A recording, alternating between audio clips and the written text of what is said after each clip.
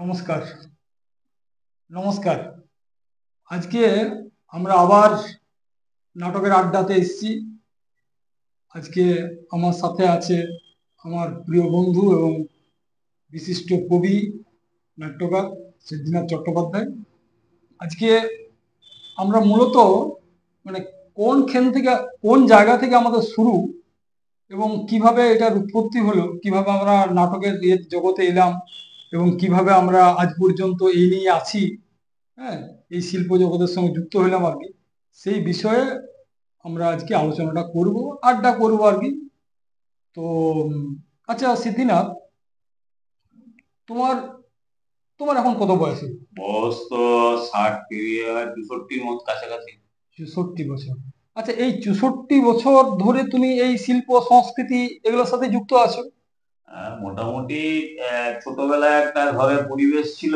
তারপরে কলেজ লাইফে বা ছাত্র অবস্থা থেকেই পড়তে পড়তে আমার নাটকের প্রতি, গানের প্রতি নেশা জন্মে এবং তখনই লেখা শুরু করি। এবং বিশেষ করে জেকে কলেজে আচ্ছা প্রথমে আমি ওই একটা জাতীয় সেবা প্রকল্প বলে একটা প্রকল্প ছিল, এখনো আছে কলেজগুলোতে। সেই আচ্ছা প্রকল্পের সঙ্গে যুক্ত হয়ে তারা প্রচারে জাতীয় গান নাটক করতাম আর কি। তখন নিজে গান লেখা শুরু করলাম। আমার একটা নাটকও লিখছিলাম তখন, সেই সময় নাটকটার নাম ছিল নয়ন জোড়ার খান্না। এই শুরু আর কি কলেজে। এবং দেখা গেল লিখতে লিখতে লিখতে প্রফেসররাও আমাদের খুব কাছে হয়ে চলে এলো, ছাত্ররাও খুব প্রিয় হয়ে গেল এবং যাদের কাছে নাটক করতাম তারাও খুব হাততালি দিতে লাগলো। তখন একটা উৎসাহ পয়েন্ট লেখার ইয়েটা শুরু হলো আর কি ধীরে ধীরে। আচ্ছা আচ্ছা, মানে সালটা মোটামুটি তুমি যে কলেজে কত সালে করছিলে আর কি? সালটা সম্ভবত 80-82 মতন। আচ্ছা আচ্ছা, ও সম্ভবত ওই 80 থেকে 82 এই সময় তুমি গ্রাজুয়েশনটা করছিলে।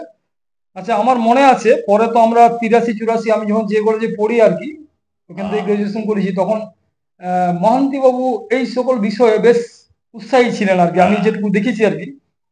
কিন্তু তখন আমি মানে কি বলা যায়, কলেজ লাইফে আমি একটু মুখ চড়া টাইপের ছিলাম, এই সকল বিষয়ে খুব একটা মুখ ফুটে বলতাম না, কিন্তু লেখালেখিটা আমি আগেই শুরু করেছিলাম। তো এই কলেজ জীবন থেকেই তোমার লেখালেখি শুরু?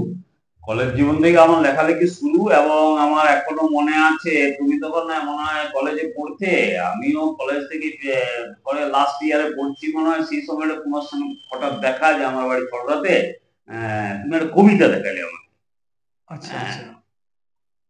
তারপরে তোমার সঙ্গে পরিচয় হলো। এই পরিচয় হওয়ার পর থেকে আজ পর্যন্ত চলছে আর কি।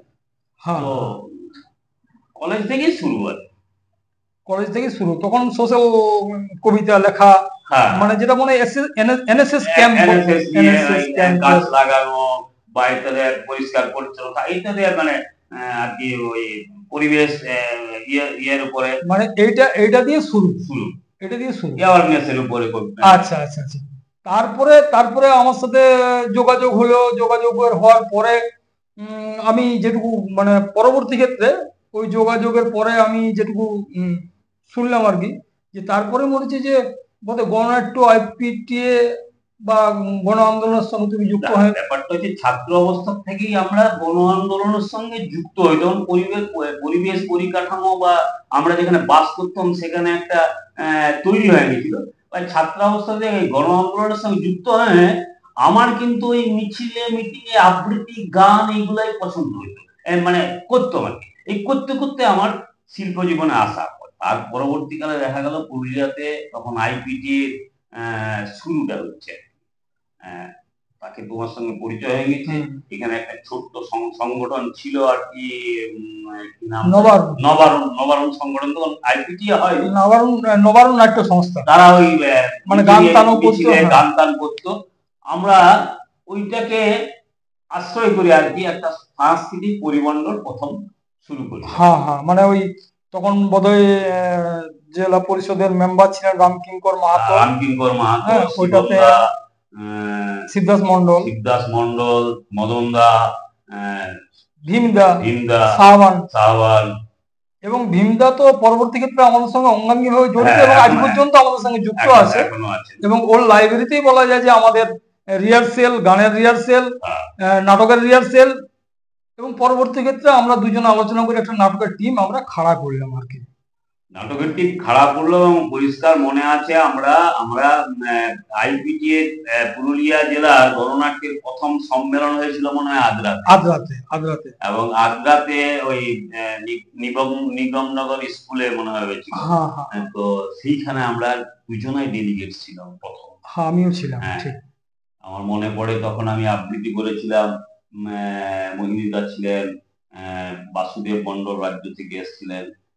সেই সময় জহুরির চোখ নাকি রবি ব্যানার্জি, তিনি গণনাট্যে তখন জেলার নেতা, রবি ব্যানার্জি, উনি কিন্তু আমাদের মালতি স্কুলের মাস্টার মশাই, হেড টিচার মনে হয়। উনি কিন্তু আমাদেরকে বুঝতে পারলেন যে এরা কিছু করতে পারে। উনি আমাদেরকে সরাসরি মনে হয় জেলা কমিটিতে আমাকে তখন নিয়ে এলেন। এই শুরু গণনাট্য, এবং এই তারপরে আমরা নাটক শুরু করলাম। আমি আমার মনে হচ্ছে যে প্রথম নাটক আমরা শুরু করি শিব শর্মার লেখা গ্রুপ থিয়েটার থেকে। নাটকটা আমরা লাইব্রেরিতেই গ্রুপ থিয়েটারের বইটা পেয়েছিলাম আর কি, ওইখান থেকে। এই সময় মনে পড়ছে তুমি শুধু কবিতা নয়, তুমি আমাকে কয়েকটা যাত্রার বই দিয়েছিলে আমাকে সেই সময়। মানে তোমার নাটক লেখার নেশাটা কিন্তু ছিল। হ্যাঁ, আমার খেয়াল আছে, মানে আমার মা যখন মারা যান আর কি, তো সেই শোকটা ভুলবার জন্যই আমি তখন একটা যাত্রা লিখেছিলাম। তখন যাত্রার আমাদের প্রচলন ছিল, ছটায় খুব যাত্রা হতো, এবং আমার বাবা ভালো যাত্রা শিল্পী ছিলেন। তো সেই সুবাদে আমি ওই শোকটা ভুলার জন্যে ওই পিরিয়ডে আর কি, ওই অসহজ অবস্থাতে আমি চারখানা পাটামাদা খাতা শেষ করেছিলাম, একটা যাত্রা লিখেছিলাম, পরাজিত সূর্য, এবং সেই যাত্রার পালাটা আমি তোমাকে পড়তেও দিয়েছিলাম আর কি, এবং তুমি বলেছিলে যে লেখাটা বেশ ভালো, বেশ উন্নত মানের। সেই যাত্রার পালাটা পড়ে আমি প্রথম বুঝতে পারি, আর কি অস্বীকার করার কিছুই নেই, তুমি ভালো একটা নাট্যকার হবে। এবং তোমাকে আমি তখনই বললাম কবিতা না লিখে তুমি নাটক লেখো, এবং তুমি নাটক লেখা আমাদের শুরু করলে আর কি। হ্যাঁ, তার আগে প্রথমে আমরা ওই শিব শর্মার লেখা বুড়া আঙুল নাটকটা আমরা ভালো বাংলায় করছিলাম, কিন্তু ভালো বাংলাতে আমরা দেখলাম গ্রামে গঞ্জে যখন করছি মানুষ ঠিক মতো গ্রহণ করছে না আর কি। তখন আমরা এটাকে প্রথম আর কি, আমি ওটাকে মানভূমে ওটাকে ট্রান্সলেট করলাম। তারপরে আমরা পরবর্তী নাটক আমরা করেছিলাম মতো হিরেন ভট্টাচার্যের বাস্তব শাস্ত্র। সেখানে অচিন্ত নন্দী চটি ভালো অভিনয় করতো, বাস্তব শাস্ত্রের পণ্ডিতের রোলটা করছিল। এবং সেই সময় আমাদের মানে ওই টিমের মধ্যে আমাদের সবাই মানে আজকের দিনে সবাই প্রতিষ্ঠিত, এবং সবাই তখন মানে ভালো আর কি। যেমন আমাদের আরেক বন্ধু সুধীর কুমার দাস, সেই সময় কবিতা লিখতো, আমাদের সাথেই থাকতো, কিন্তু রেলে কাজ করার জন্য সব প্রোগ্রামে যেতে পারতো না। কিন্তু সেই সময় তার প্রচুর কবিতা লিখেছে, পরবর্তী ক্ষেত্রে তার একটা কাব্যগ্রন্থ বার হয়েছে, এবং এখনো লেখালেখির সাথে যুক্ত। আর অচিন্তর কথা তো আলাদা করে বলার কিছুই নাই, কিন্তু খুব দুঃখের বিষয়, তাকে আমরা খুব অসময়ে আমরা হারিয়েছি আর কি, এটা আমাদের খুব দুঃখ বেদনার বিষয়। তো এইভাবে আমাদের নাটকের এই শুরু হয়। তারপরে একটা সময় আমরা উপলব্ধি করলাম যে আমাদের নাটকটা আমাদেরই তৈরি করতে হবে। এই গ্রাম বাংলার মানুষের জনজীবনের যে সুখ দুঃখ, হাসি কান্না, ব্যথা বেদনা, এই নিয়ে গ্রামীণ বিষয়টাকে আমরা তুলে ধরবো। এইটাকে কেন্দ্র করে মনে হয়েছে আমাদের বোধ প্রথম নাটক বাস।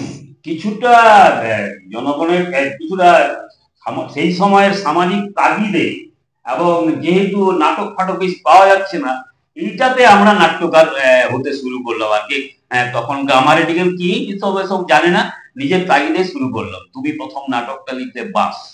আচ্ছা, এরপরে বাস নাটক লেখার পেছনেও একটা ইতিহাস আছে, সেটা আমরা পরবর্তী ক্ষেত্রে আলোচনা করব।